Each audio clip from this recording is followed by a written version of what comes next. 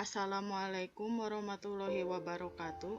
Izin memperkenalkan diri, nama saya Arista Aulia Safitri dengan NPM 191063101945. Kelas 3E Agroteknologi. Di sini saya hendak menjelaskan materi mengenai alur informasi genetik, ekspresi gen, dan pewarisan sifat. Dan ini adalah profil saya.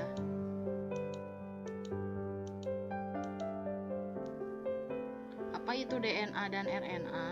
DNA adalah asam nukleat yang terletak di dalam inti sel dan berfungsi untuk menyimpan segala informasi makhluk hidup dalam bentuk materi genetik. DNA juga menentukan sifat organisme yang diturunkan. DNA tersusun atas rangkaian nukleotida. Nukleotida adalah gabungan antara gugus fosfat, gula pentosa, dan basa nitrogen. Adapun basa nitrogen DNA yang selalu berpasangan antara kelompok purin dan pirimidin. Basa purin yakni adenin dan guanin, sedangkan basa pirimidin yaitu sitosin dan timin. Pada DNA, G berpasangan dengan C dan A berpasangan dengan T.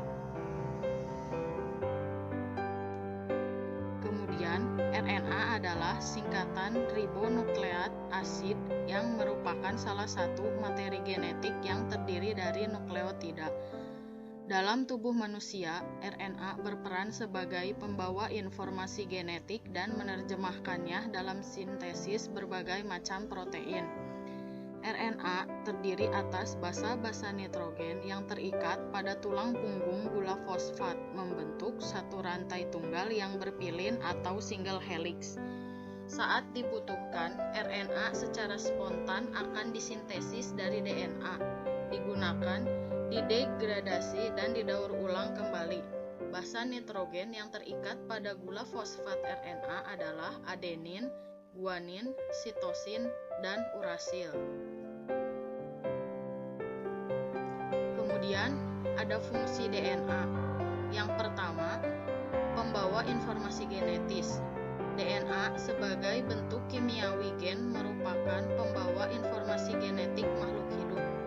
DNA membawa instruksi bagi pembentukan ciri dan sifat makhluk hidup. Yang kedua, berperan sebagai duplikasi diri dan pewarisan sifat. Oleh karena DNA mengandung semua informasi sifat makhluk hidup, ia juga harus memiliki informasi bagi perbanyakan diri atau replikasi. Replikasi DNA memberikan jalan bagi DNA untuk diwariskan dari satu sel ke sel lainnya.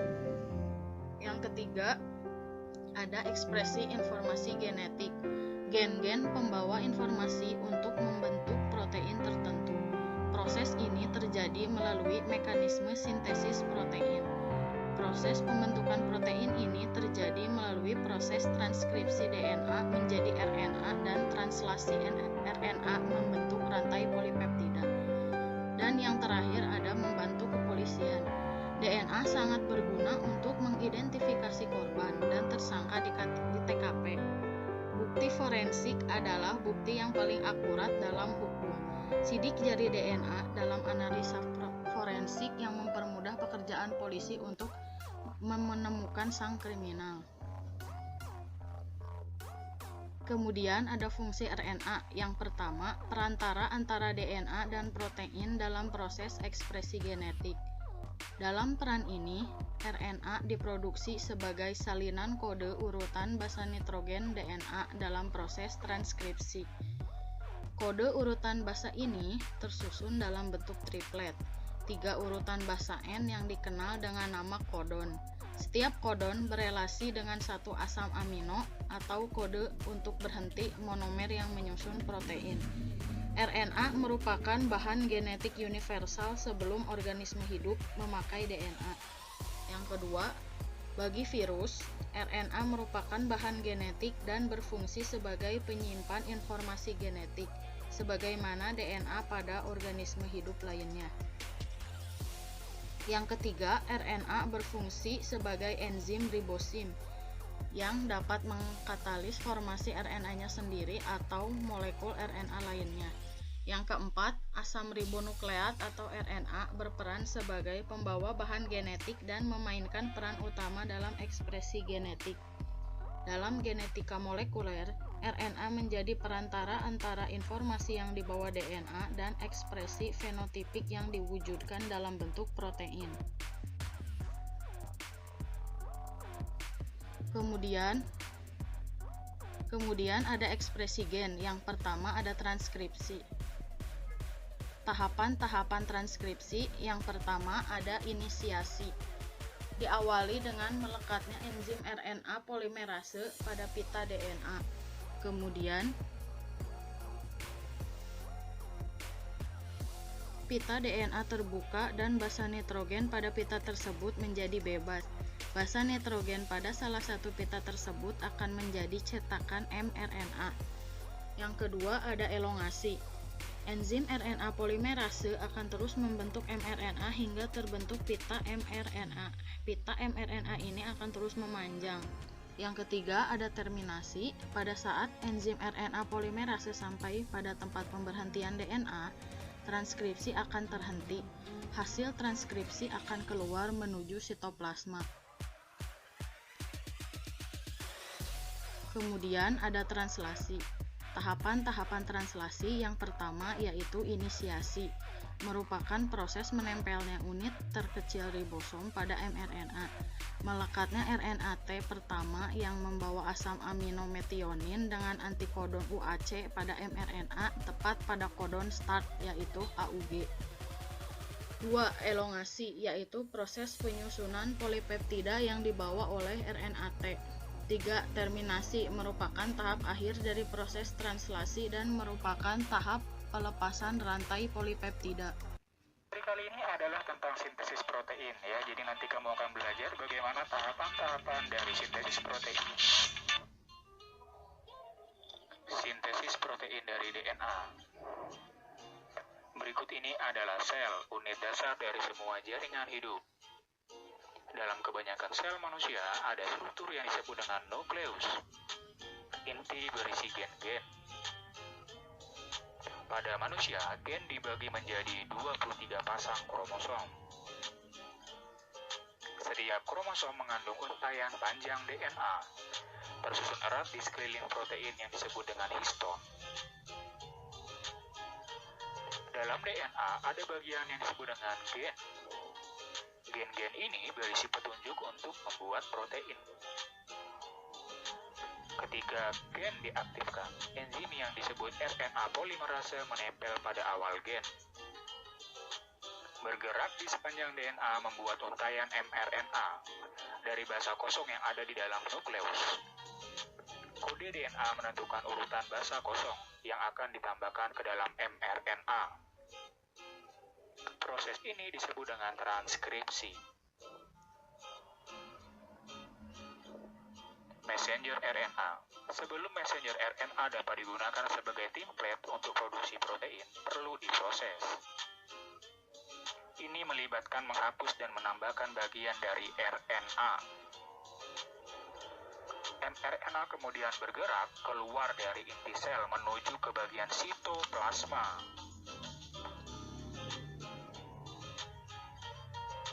Pabrik protein dalam sitoplasma disebut dengan ribosom, mengikat mRNA. Ribosom membaca kode mRNA untuk menghasilkan rantai yang terdiri dari asam amino. Ada 20 jenis asam amino. Molekul RNA transfer membawa asam amino ke ribosom. Ketiga basa menyusun mRNA dibaca sekaligus. Ketiga basa dibaca, sebuah RNA transfer memberikan asam amino yang sesuai. Hasilnya ditambahkan membentuk rantai dari asam amino. Setelah asam amino terakhir telah ditambahkan, rantai asam amino terlipat ke dalam bentuk 3D untuk membentuk protein. Terbentuklah protein. Dan itulah yang disebut dengan sintesis protein.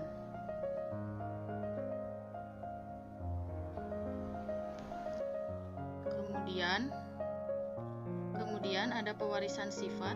Pewarisan sifat merupakan proses penurunan sifat dari induk parental ke anak atau filial. Pewarisan sifat juga dapat disebut sebagai hereditas. Hukum hereditas dikemukakan oleh seseorang bernama Gregor Mendel. Persilangan.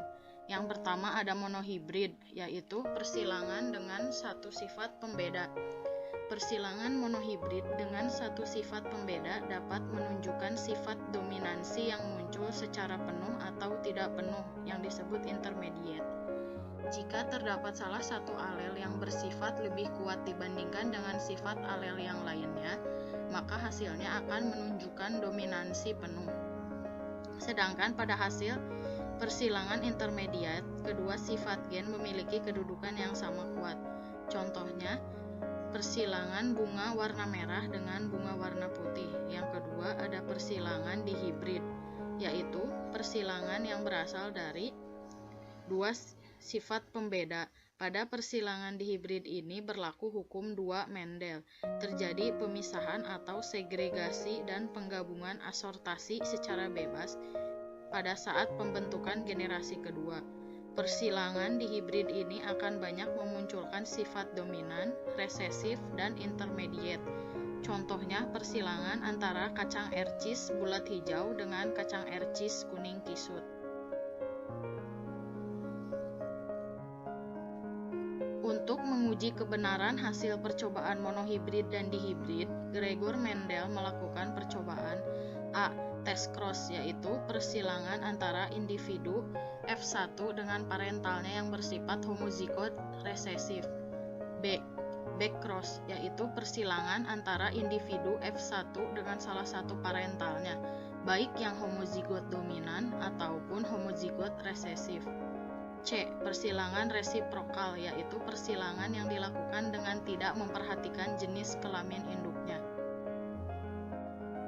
Sekian yang dapat saya sampaikan. Mohon maaf apabila ada kesalahan kata.